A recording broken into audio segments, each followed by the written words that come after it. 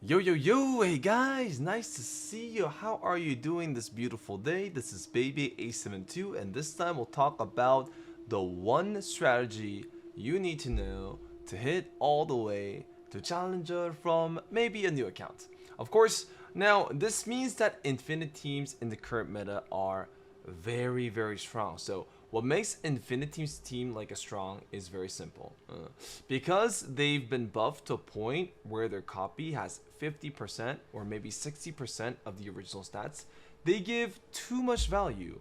And the composition is also very versatile in buildups. What I mean is this. So usually if you want to start the early game with 3 Infinite Teams, you can have Pantheon as frontline, Lucian as a backline, and Severe as a backline too, right? Sometimes you can get lucky with a Shen, so you can also have a Shen for a frontline as well too. And the synergies that you can like a proc with this setup is immense.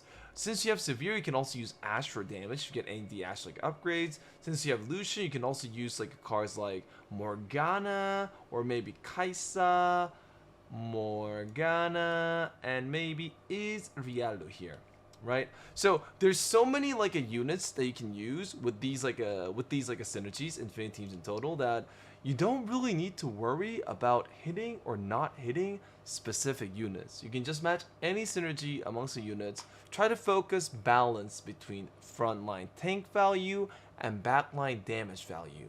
Also, another thing to note is that it doesn't really matter if you go for tank itemization stars or damage itemization stars. This comp can build into every other comp in the game. So let me show you exactly what I mean.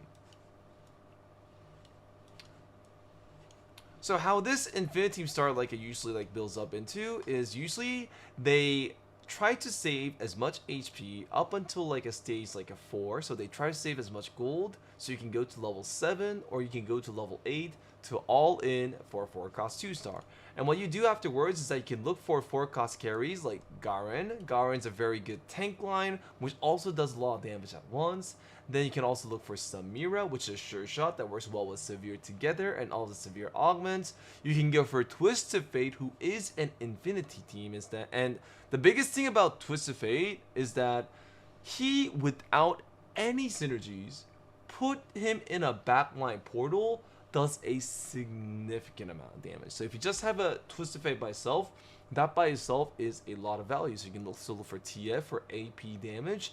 There's so many carries that you can look for at once, and if you have an Infinite Team like a Spat, you can copy any one of them. You can copy a Garen, you can get a Aatrox, where are you Aatrox? Here you are.